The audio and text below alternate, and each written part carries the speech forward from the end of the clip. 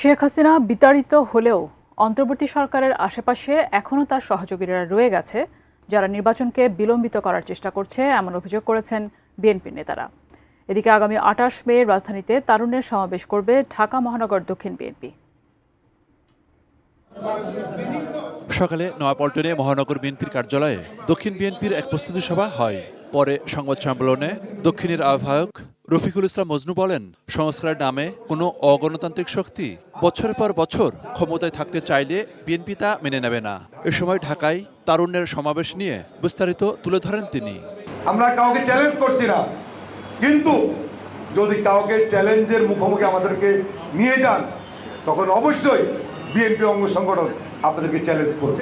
জাতীয় সংসদ নির্বাচনের রোডম্যাপ ও রাষ্ট্র কাঠামোর ৩১ দফা বাস্তবায়নে ফার্মেসি অ্যাসোসিয়েশনের ভূমিকা শীর্ষক এক আলোচনা সভায় বিএনপি চেয়ারপারসন উপদেষ্টা জয়নুল আবেদিন ফারুক বলেন, অ্যান্টিব্যাকটেরিয়াল অ্যাডিটিভ যুক্ত সেরা ওয়াটার ট্যাঙ্ক বিশুদ্ধ পানিতে ব্যাকটেরিয়া জন্মাতে দেয় না।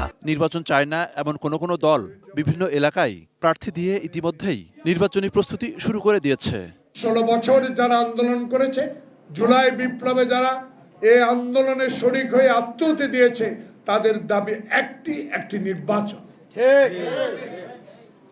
তাদের দাবি একটা, ২০১৮ সালের দিনের ভোট রাতে আর হবে না।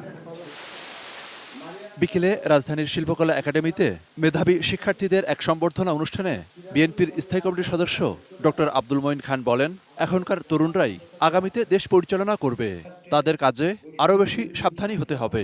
সুষ্ঠু নিরপেক্ষ নির্বাচন যদি হয়, দেশের মানুষ যাকে দায়িত্ব দেয় তারাই এই দেশ পরিচালনা করবে। ছাত্রদের যখন দায়িত্ব দিবে তখন ছাত্ররা এই দেশ পরিচালনা করবে। তো তার জন্য আমি যেটা বলেছি, ছাত্রদের সঠিক প্রস্তুতি নিতে হবে। মনিরুল ইসলাম মিন্টু, 18 নিউজ, ঢাকা।